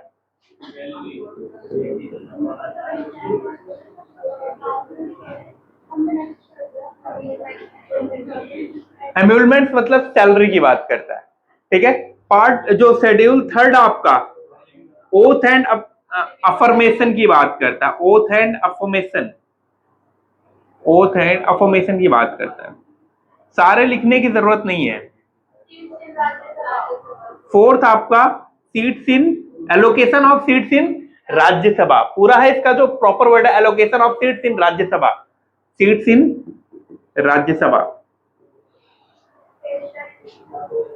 Schedule caste and schedule tribe, ठीक है, schedule caste and schedule tribe, इतने ही याद रखो आप, ठीक है। इससे बाहर क्या फिर 12 लिखने पड़ेंगे। अगर लिखना है तो मैं लिख देता हूं, 4 जो आए हैं ये 9th आपका जो है 9th पार्ट, 9th शेड्यूल जो आया था उसको बोलते हैं लैंड रिफॉर्म। लैंड रिफॉर्म ये आपका फर्स्ट अमेंडमेंट था, आपके कॉन्स्टिट्यूशन का पहला अमेंडमेंट था जो लैंड रिफॉर्म की बात करता है। आपका जो 10th शेड्यूल आया था ये एंटी डिफेक्शन लॉ कब आया था?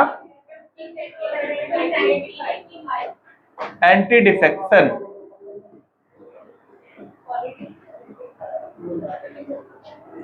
11th आपका पंचायत की बात करता है। 73rd ये आपकी म्यूनिसिपैलिटी की बात करता है, ये 74th अमेंडमेंट है। ये 4 आपके बाद में ऐड हुए थे। तो ये सोच रहा था कि वो जो हम लेते हैं ब्रिटेन से, वो लिया रशिया कॉन्फ्रेंस, इससे रिलेटेड क्वेश्चन अभी आगे डिस्कस करेंगे। आपके ये टोटल 100 क्वेश्चन की सीरीज है ना, अभी 20 हुए हैं, पूरे 100 होने तो पूरा दिमाग क्लियर हो जाए। हाँ हाँ, पूरे 100 होंगे तो आपका पूरा दिमाग क्लियर हो जाएगा कि इसमें है क्या क्या। अभी तो पहले 20 हैं ये, और पहले 20 में पहले 12 हैं, ठीक है। तो आप समझ सकते हो किस लेवल का होने वाला है ये पूरा। जी, प्रीवियस ईयर क्वेश्चन पेपर है ये, ठीक है, मैं कर देता हूं, ठीक है। आगे चले, इसमें पार्ट 3rd था, पहले बता दिया मैंने, क्लियर है।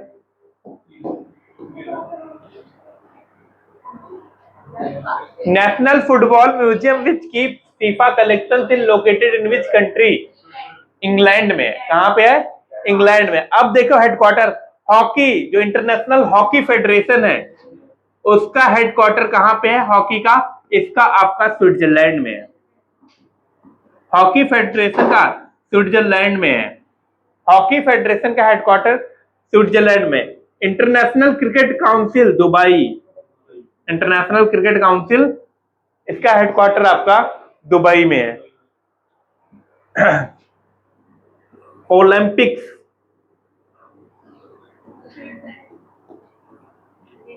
लोसाने स्विट्जरलैंड।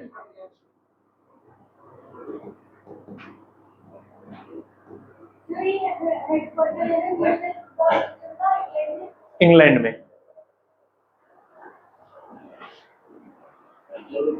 लेकिन याद रखना हॉकी का जो म्यूजियम बना है ना वो यूके में बना, 4 साल पहले ही बना। हॉकी का जो म्यूजियम बना है, यहाँ पे म्यूजियम से देखो, इस पे म्यूजियम का क्वेश्चन नहीं आएगा क्योंकि ये मोस्ट रिपीटेड क्वेश्चन है। आप अगर प्रीवियस ईयर क्वेश्चन पेपर अलग अलग एग्जाम के करते हैं तो ये आपको मोस्ट रिपीटेड क्वेश्चन में मिलेगा कि फीफा की ट्रॉफीज कहाँ पे केप्ट की जाती है। क्वेश्चन ये बनता है फीफा की जो ट्रॉफीज होती है वो कहाँ पे रखी जाती है? इंग्लैंड में रखी जाती है। जो एग्जैक्टली वर्ड होता है कहाँ पे केप्ट की जाती है वो यही है, इंग्लैंड।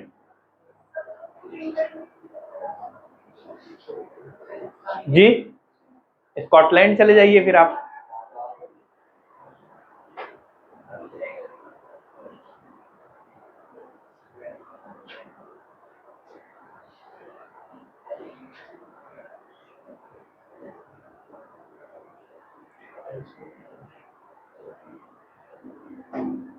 ओलंपिक्स की बात कर लेते हैं थोड़ी सी। जी, लोसाने, LAUSANE, लोसाने स्विट्जरलैंड, ये जगह का नाम है। यहाँ ओलंपिक का हेडक्वार्टर है, ओलंपिक्स का हेडक्वार्टर लोसाने स्विट्जरलैंड में। ये सारे हेडक्वार्टर्स लिखे हैं मैंने, ठीक है, ये हेडक्वार्टर से तीनों।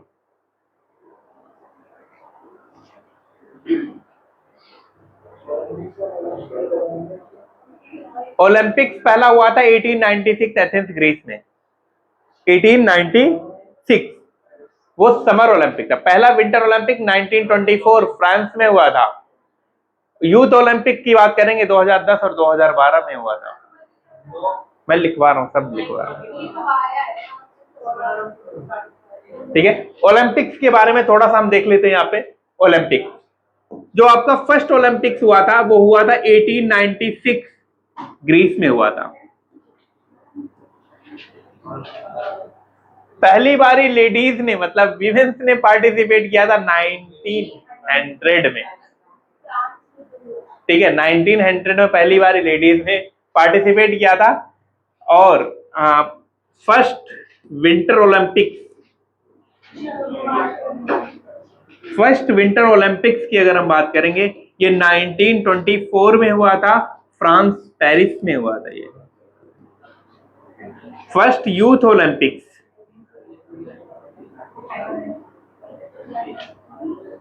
अगर हम यूथ ओलंपिक्स की बात करें तो ये 2 पार्ट में डिवाइड होगा, एक होगा विंटर और एक होगा समर। जो विंटर वाला है ये हुआ था 2012 ऑस्ट्रिया में, और ये हुआ था सिंगापुर में 2010 में।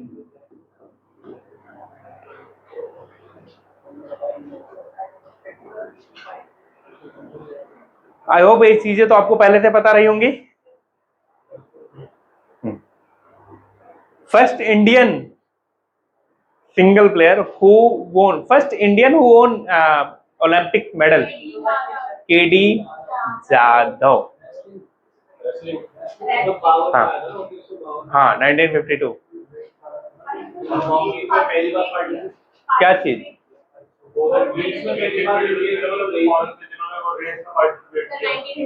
1900 में वो जीते थे, पर वो इंडियन नहीं थे ना, वो एंग्लो इंडियन थे। फर्स्ट प्रॉपर इंडियन की बात होती, केडी जाधव आते हैं। हाँ, केडी जाधव जी 1900 में पार्टिसिपेट किया था पहली बार टीम 1920 28 में। ठीक है,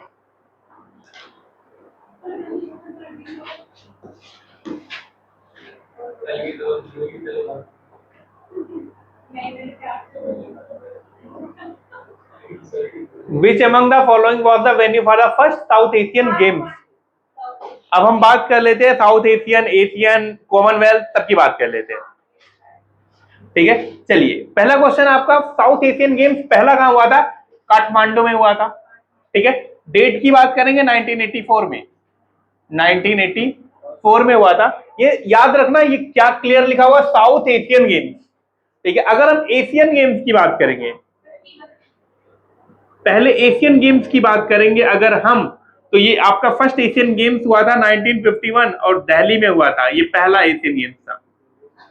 ठीक है, पहला एशियन गेम्स आपका दिल्ली में हुआ था। फर्स्ट कॉमनवेल्थ गेम की अगर हम बात करेंगे, फर्स्ट कॉमनवेल्थ की बात करेंगे, कॉमनवेल्थ गेम्स की बात करते हैं तो 1930 में हुआ था ये कनाडा में। और कुछ फर्स्ट फीफा कहां पे हुआ था? उरुग्वे। जीता कौन था? उरुग्वे, वहीं पे। ठीक है,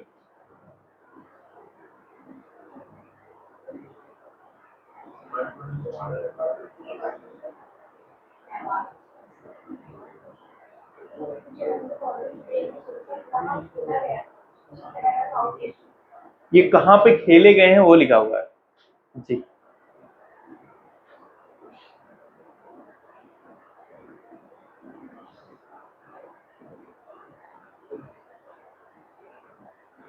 कॉमनवेल्थ गेम्स इंडिया में कब हुए थे?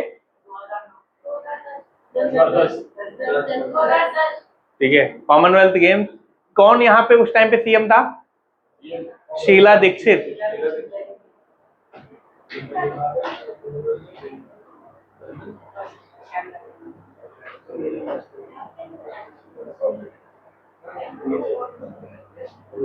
हो गया।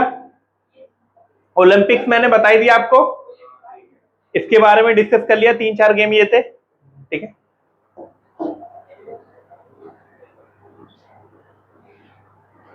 Tropic of Cancer passes through which of the following group of Indian state? जो लोग कहते हैं डेप्थ में नहीं आता उनके मुंह पे तमाचा है ये कि ऐसे डेप्थ में आ सकता है। ठीक है, तो सीरियल वाइज चलते हैं थोड़ा सा। सबसे पहले गुजरात, फिर मध्य प्रदेश, छत्तीसगढ़, झारखंड, वेस्ट बंगाल, त्रिपुरा, मिजोरम। हो गए 8।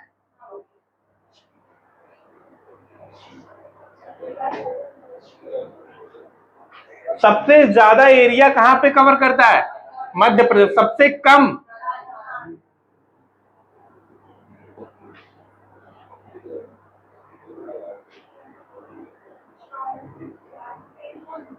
क्लियर। अब देख लो यहां पे क्या है, गुजरात, एमपी, छत्तीसगढ़, मणिपुर, राजस्थान, गुजरात,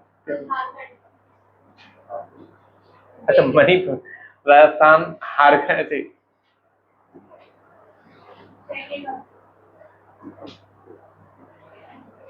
ठीक है।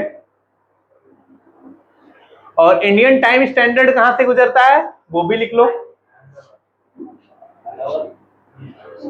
मध्य प्रदेश,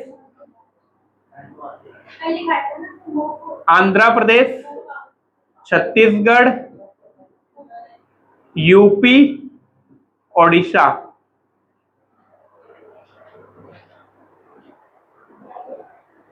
ये इंडियन टाइम जोन कहां से गुजरता है? जो 82.5 डिग्री पे है,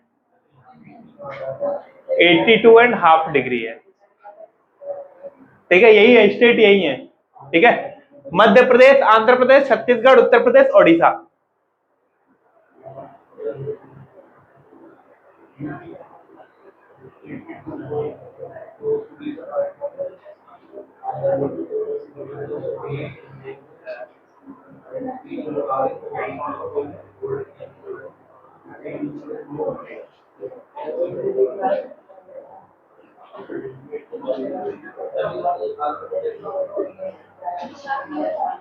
हो गए।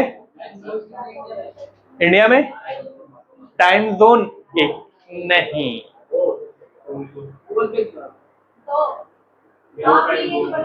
हाँ है, पर इंडियन स्टैंडर्ड ने उसे मना कर दिया ना मेरे हिसाब से। बिल्कुल, मैंने वही देखा।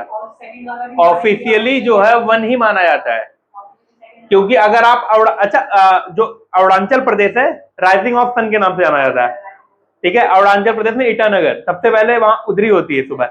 आप वहां से और गुजरात दोनों के बीच में कितने डिग्री का फर्क है? आप नॉर्मल देख लो, ये 68 डिग्री पे है गुजरात और ये 97 डिग्री पे है। अब जितने डिग्री उन पे 4 से मल्टीप्लाई कर दो, मिनट आ जाएगा आपका। इतने घंटे पहले ईटानगर में सुबह होती है एज कंपेयर टू गुजरात, लगभग 2 से 2.5 घंटे पहले। हाँ, ये फर्क है दोनों का।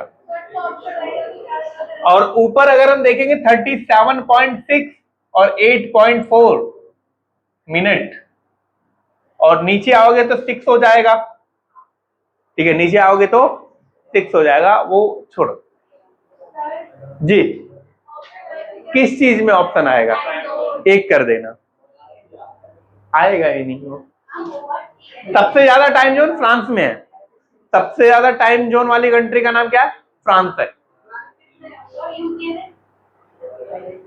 नहीं पता, मैं थोड़ी रहता हूँ यूपी में। What is the animal on the insignia of the RBI?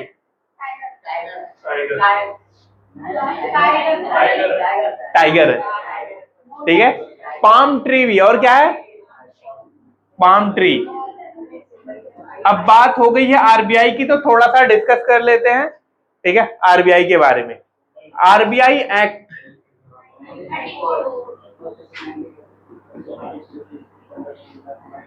established 1st of April 1935. First governor Sir Osborne Smith. First Indian governor C.D. Deshmukh.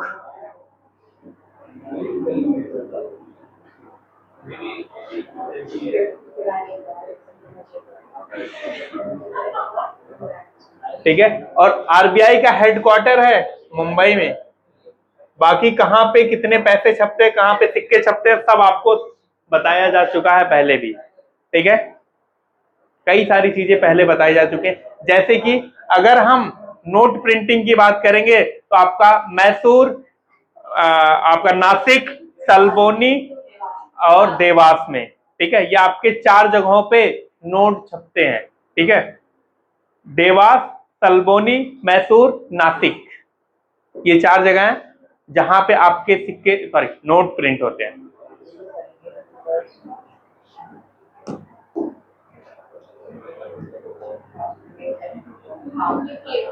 Who is known as father of geometry? Euclid को माना जाता है father of geometry. बात करते हैं Aristotle को माना जाता है father of political science and biology.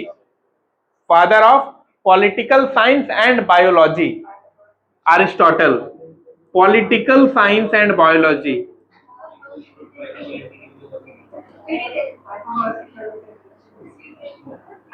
Pythagoras ने ही दिया था।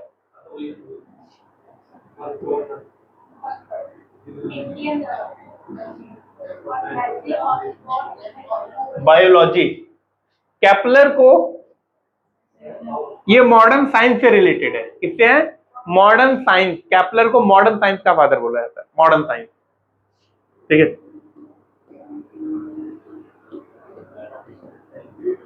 Father of eco system,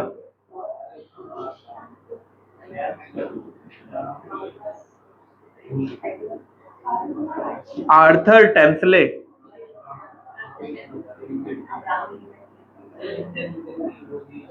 father of Indian ecology,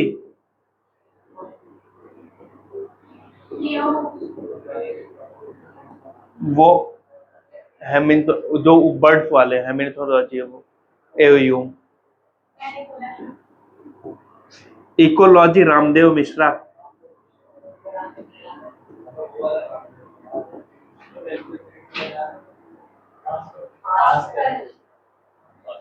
Ramdev Mishra. Father of mathematics Archimedes, ठीक है। Father of mathematics Archimedes. Father of algebra बता दो। Ibn Musa al Khwarizmi, algebra के father Ibn Musa al Khwarizmi, father of algebra. Abel prize, ये भी Sweden में, ठीक है। आगे चलें।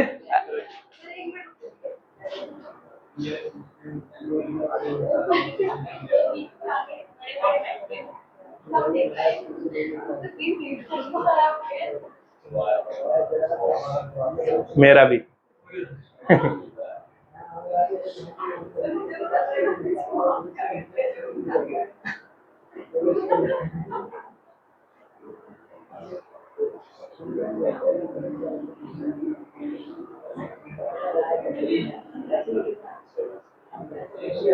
और बाकी सेल वगैरह के बारे में तो मैंने बता दिया है।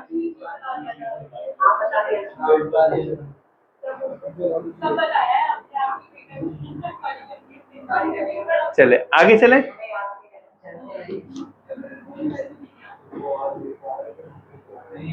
In which year did United Nations won the Nobel Peace prize.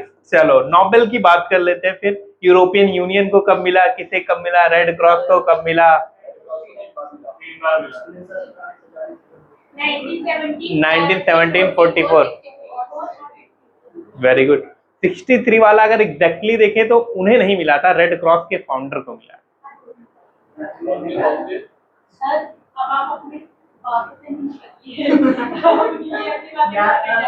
Soon low, red cross, बिल्कुल रेड क्रॉस से मिला था, लेकिन एग्जैक्टली रेड क्रॉस को नहीं, उनके फाउंडर को मिला।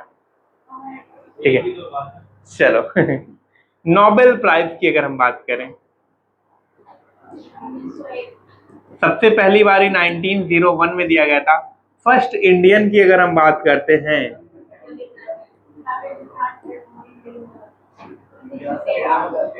रविंद्रनाथ टैगोर।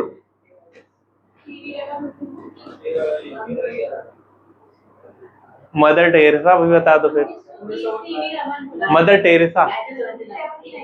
हरगोविंद खुराना। 68 है वो।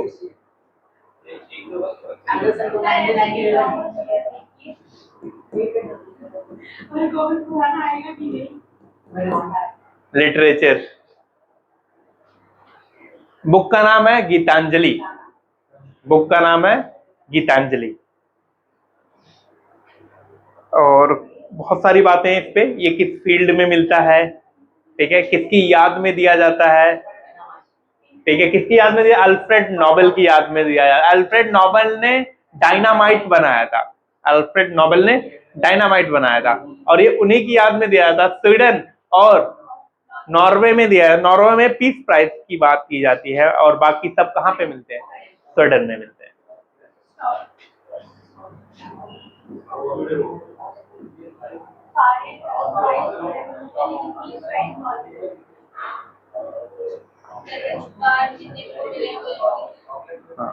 ठीक है, चलो लिखो। फर्स्ट इंडियन ये किस किस फील्ड में मिलता है। सबसे पहले लिख लो इकोनॉमिक्स, क्योंकि यहाँ ये स्टार्ट हुआ था 1969 में। इसके पहले इकोनॉमिक्स के फील्ड में जी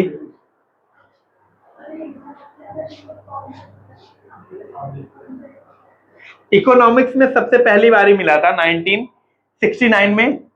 और लिटरेचर की फील्ड में मिलता है फिजिक्स, केमिस्ट्री, मेडिसिन, पीस। क्या 6 हो गए? हो गए।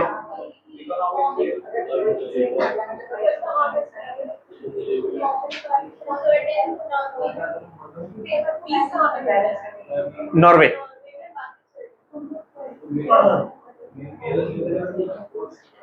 मदर टेरेसा को कब मिला? 19 मदर टेरेसा को भारत रत्न कब मिला?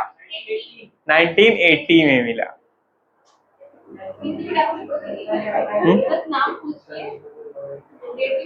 नहीं, अब यहाँ पे तो डेट ही पूछा था।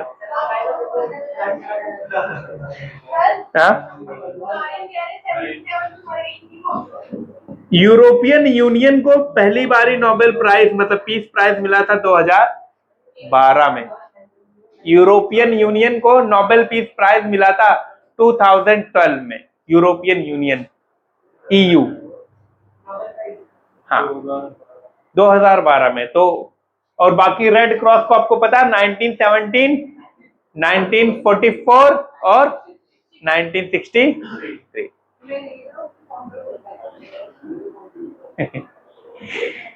दिमाग चल गया है।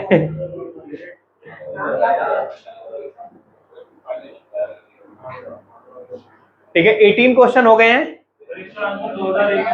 इसका जो है वो 2001 है।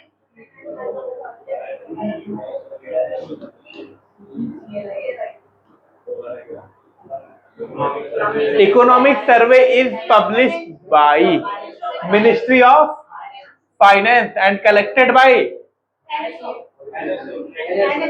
National sample survey organisation. अब नेशनल स्टैटिकल ऑफिस, एनएसओ और सीएसओ को मिलकर नेशनल स्टैटिकल ऑफिस बना दिया गया है। भाई साहब ये कलेक्ट करते हैं, ये डेटा देते हैं पब्लिश करने के लिए मिनिस्ट्री ऑफ फाइनेंस को। ठीक है, मिनिस्ट्री ऑफ फाइनेंस वो कलेक्ट करेंगे, पब्लिश भी इन्हीं के बिहाफ पे करते वही हैं, लेकिन इनके कंडक्ट पे करते, इनके बिहाफ पे करते।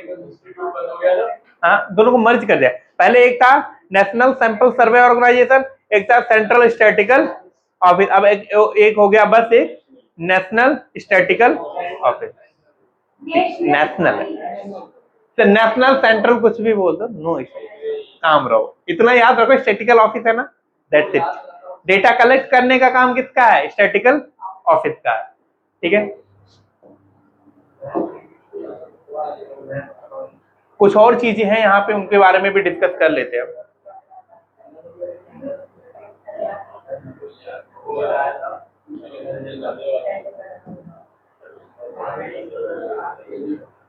प्लानिंग कमीशन का हेड कौन होता है? अब ये अबॉलिश कर दिया गया है, अब इसकी जगह पे आया NITI Aayog, national institution for transforming India.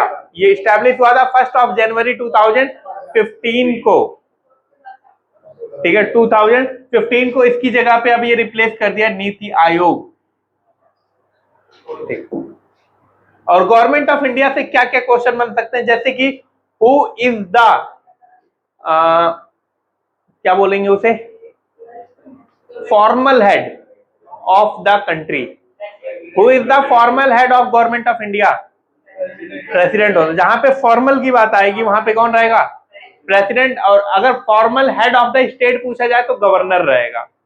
जी मैंने एक क्वेश्चन देखा था, नीति आयोग किस खास करके लिखा था उसमें, एक लिखा था नॉन एडवाइजरी बॉडी, ये नॉन स्टेचुअरी बॉडी है। थिंक टैंक और एक और था। थिंक टैंक भी है यहाँ पे। क्या क्या था?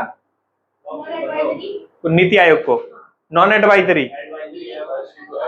हाँ, ये जो मैंने आपको ऑप्शन बताया, तो इसमें दोनों ही होते हैं, ये थिंक टैंक भी होती है और हाँ। नॉन स्टेचुअरी भी होती हाँ। है। ऑप्शन क्या है? अरे क्या होगा, कैसे तुम पूछ रही हो? अभी क्लास के बाद पूछ लेना। अब आप मेरे को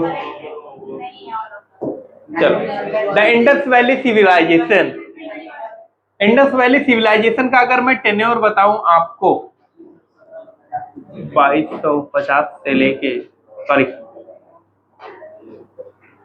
2500 से लेके 1750 तक, और ये हुआ था 1921 में भाई दयाराम साहनी।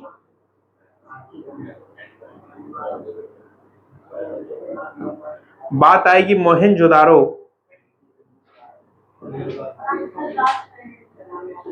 ये है राखलदास बनर्जी।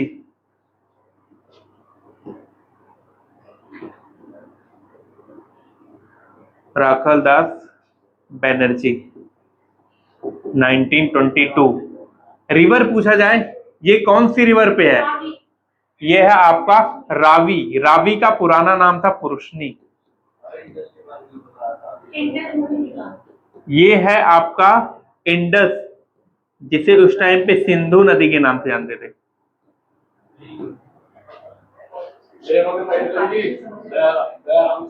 दयाराम साहनी जी, 1921 में Dayaram Sahni.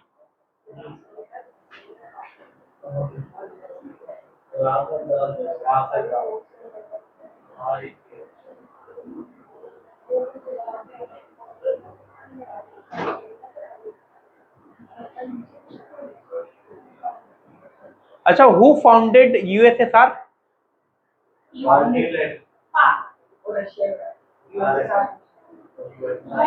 Vladimir Lenin.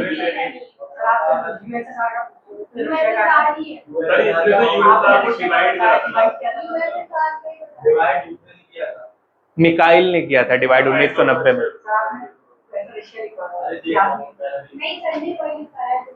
Vladimir Lenin USSR के फाउंडर हैं, और मिखाइल गोर्बाचेव जो हैं उनके टाइम पे यूएसएसआर खत्म हुआ था, इसलिए उन्हें नोबेल पीस प्राइज भी मिला है।